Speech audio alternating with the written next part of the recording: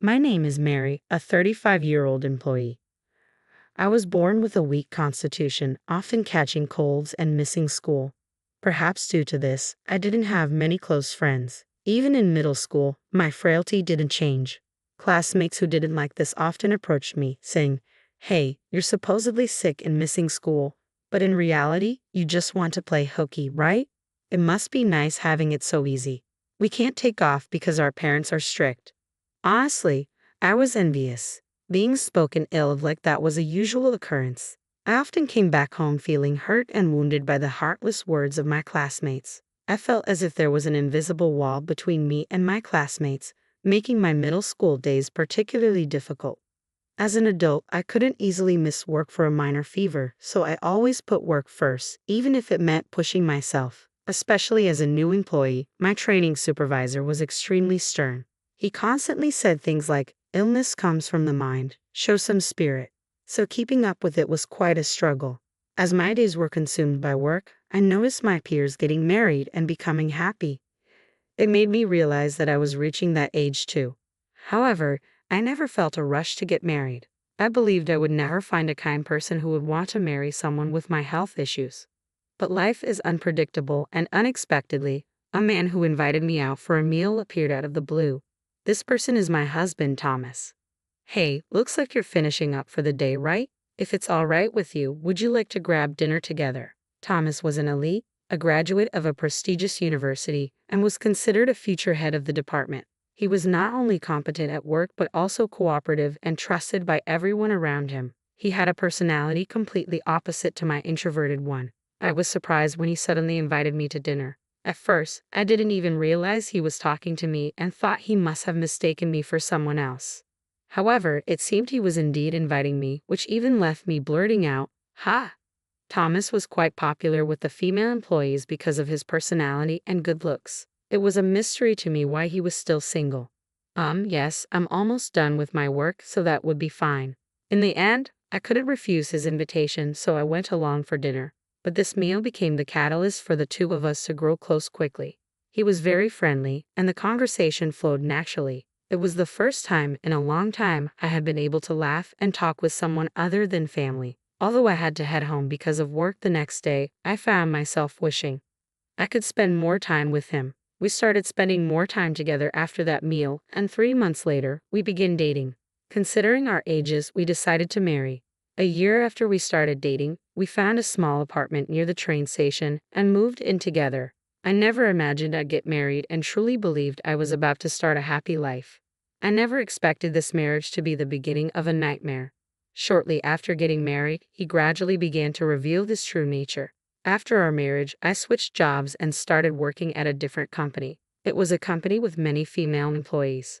During the interview, when I mentioned my health issues, they reassured me that with so many women working there, I shouldn't worry. Today, I was able to take a day off due to their understanding. "Hey, why are you sleeping? The head of the household is back. Shouldn't you welcome me home?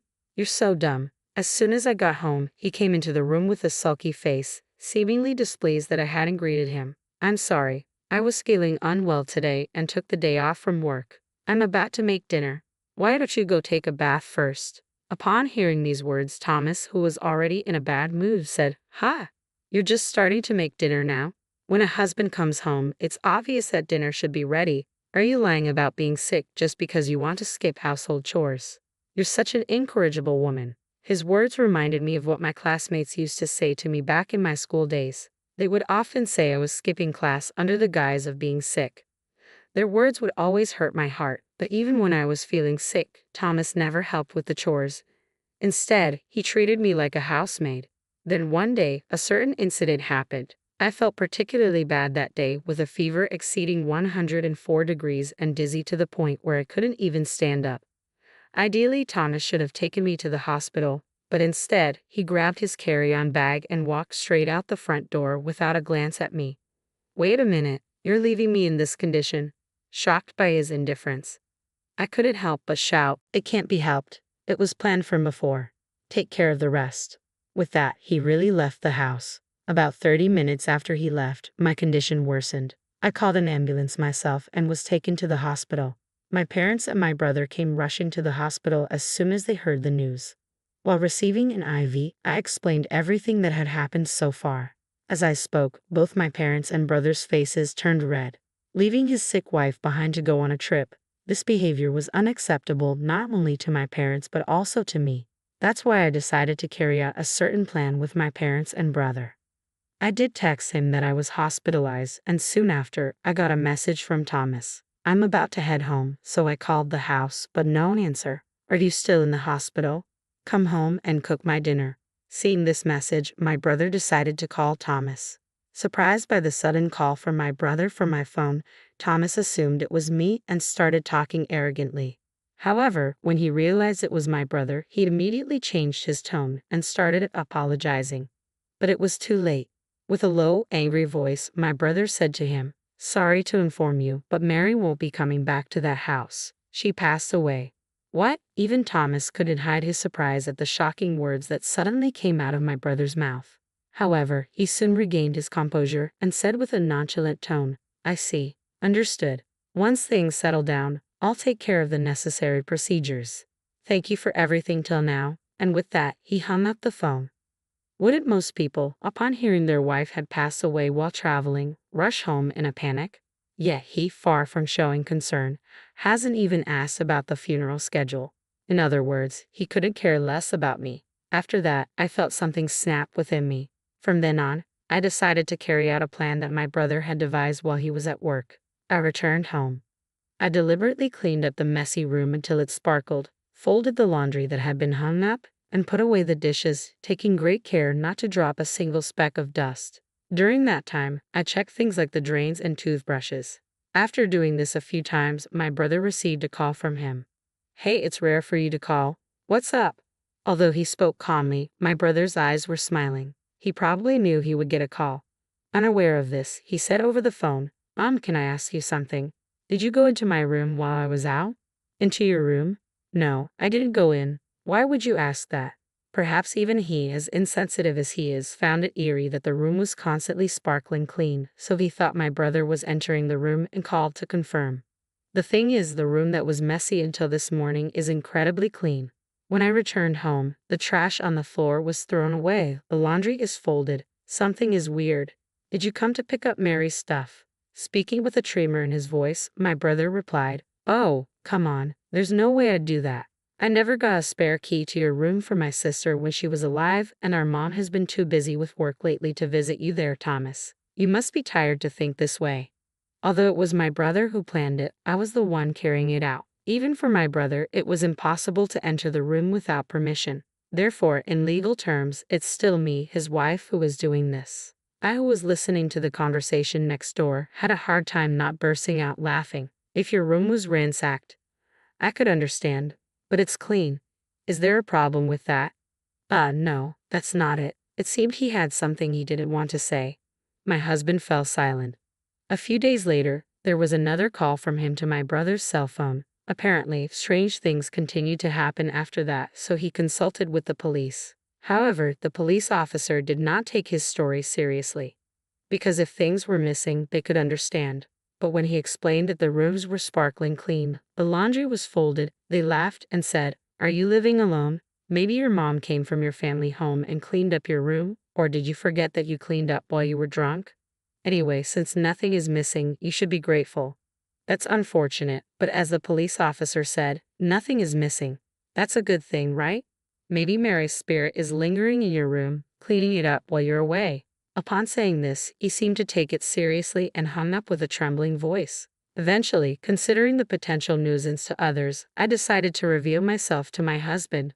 One day, timing it perfectly with my husband Thomas's return, I entered the room to find him asleep on the sofa, his face flushed red. He might have come back from a drinking party, or maybe the alcohol helped him sleep better. The table and floor were strewn with cans of beer. It seemed like he had fallen asleep in his drunken stupor. Seeing him fast asleep and snoring, I decided to carry out a special surprise.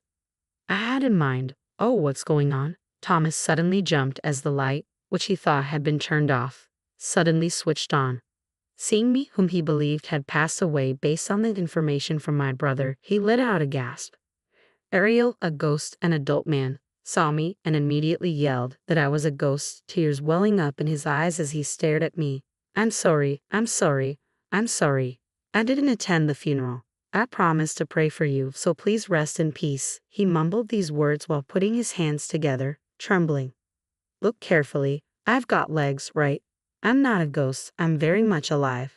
Confirming the existence of my legs, he turned red with anger, this time glaring at me with a terrifying expression. What the hell do you think you're doing? Do you think this is acceptable?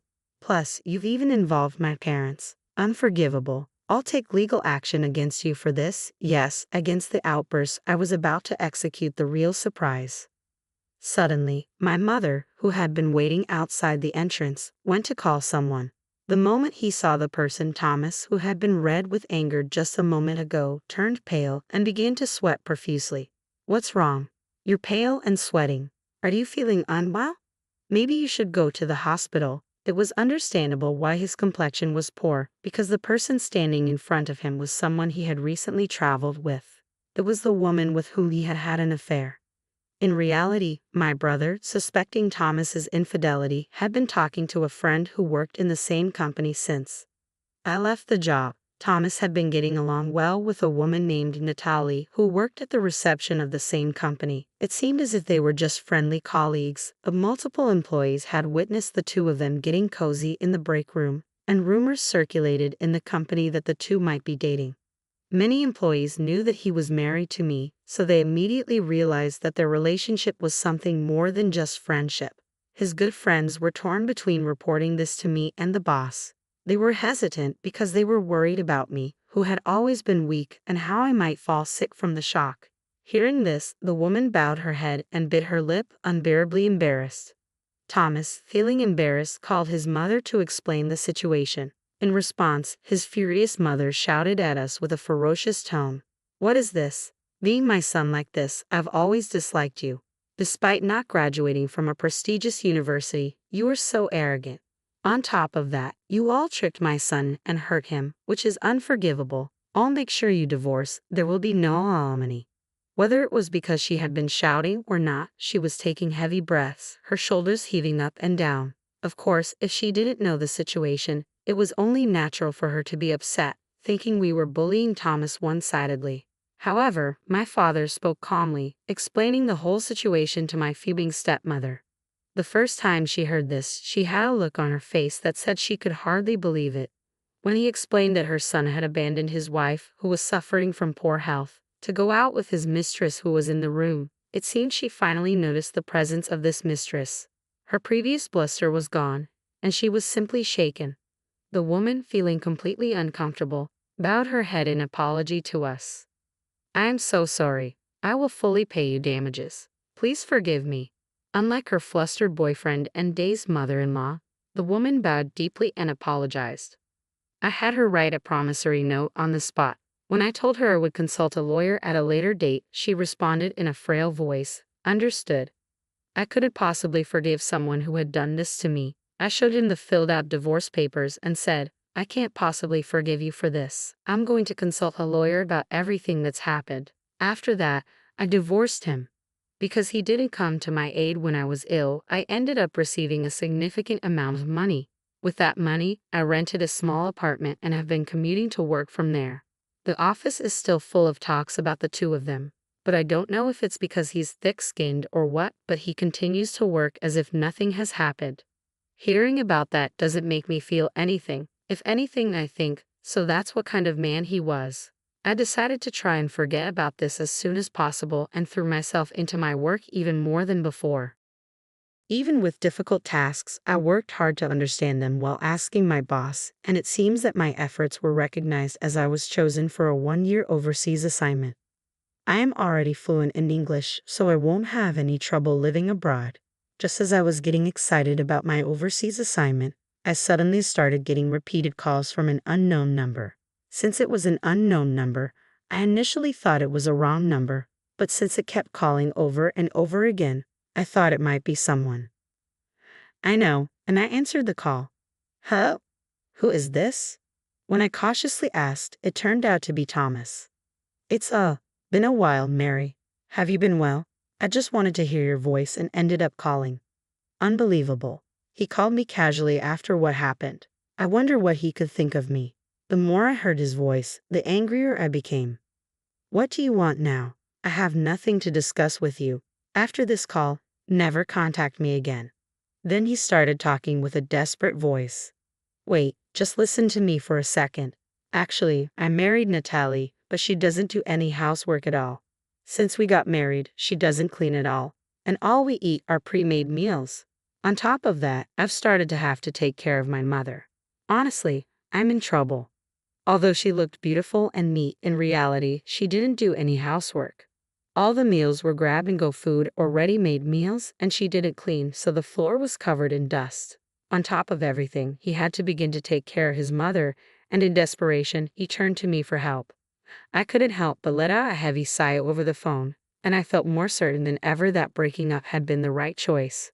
I'm sorry, but I'm scheduled for an overseas assignment, and there's nothing I can do.